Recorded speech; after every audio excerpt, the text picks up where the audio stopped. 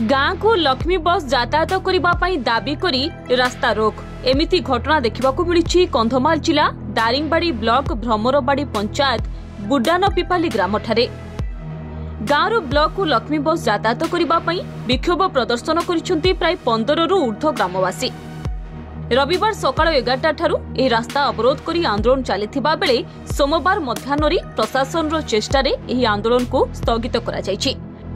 Daringbadi block headquarter ठारू समस्त panchayat headquarter को लक्ष्मी बस दैनिक यातायात करुछि। एथिरे महिला मानकु मात्र 5 टंकारे यात्रा करिवार सुविधा रहितिबारु सरकारी और बेसरकारी कार्य ब्लॉक हेडक्वार्टर को यातायात पई यथेष्ट सुविधा हेबा सह लोकंक खर्च और समय रे अनेक फायदा मिलुछि। तेबे दारिंगबाड़ी एक दुर्गम अंचल होइथिबारु घाटी पहाड़ चढ़ी लोक माने पंचायत हेडक्वार्टर को आसी लक्ष्मी बस धरी अन्यत्र यातायात करुछंती। भ्रमरबाड़ी पंचायत हेडक्वार्टर ठारू आउ अल्प दूर रे केरुबाड़ी ग्राम समेत श्रामबाड़ी रहिछि और सरकार पक्षरु उक्त ग्राम पर्यंत पक्का प्रशस्त रास्ता मध्य रहिछि किंतु कोनोसी बस चलाचल नथिबारु लोक लक्ष्मी बस रे भ्रमरबाड़ी पर्यंत यातायात करुछंती। भ्रमरबाड़ी केरुबाड़ी और श्रामबाड़ी जीवाकू ऑटो चालक माने 30 टंका पर्यंत दाबी करुछंती जाफଳରେ महिला माने दारिंगबाड़ी मात्र 5 टंकारे लक्ष्मी बस रे यातायात करुथिबा बेले निज ग्राम को ऑटो रे यातायात रे 60 टंका पर्यंत खर्च होई जाउछि। एने सेमाने बारंबार ऑटो चालकंकु ऑटो दर कमेइबाकू कहिले सेमाने सुनु नथिबा बेले प्रशासन मध्य लक्ष्मी बस तांको ग्राम पर्यंत चलैबारे टाळटुळ नीति अवलंबन करुछंती। आमे कालीटारू राजरास्ता खोलेबाटा आमर मुख्य उद्देश्य थिला जोठा कि आमर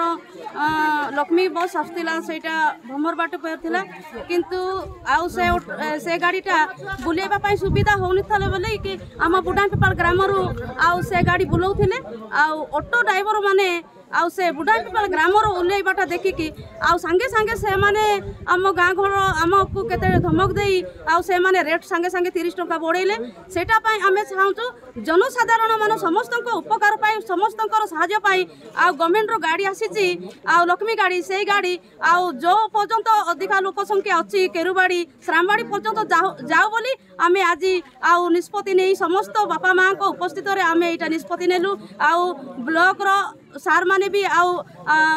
पुलिस डिपार्टमेंट सार माने आईएएस सार माने भी समस्त को उपस्थित रे आमे आउ आज निष्पत्ति नेलु कि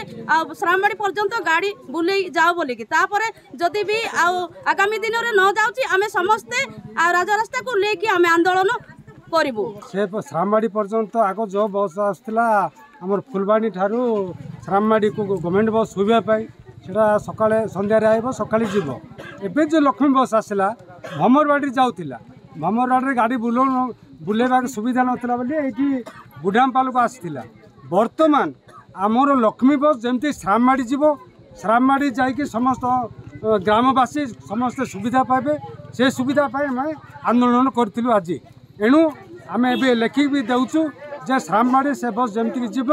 जमती समस्त सुविधा पाइबे सेफ्टी पाई आम आंदोलन करिछु। फलरे अंचलर केरुबाड़ी समेत डमक्लिउ बुडांग पिपाली श्रामबाड़ी ब्लादुबाड़ी कुटेबाड़ी सलुबाड़ी नाहुड़बाड़ी काहारबाड़ी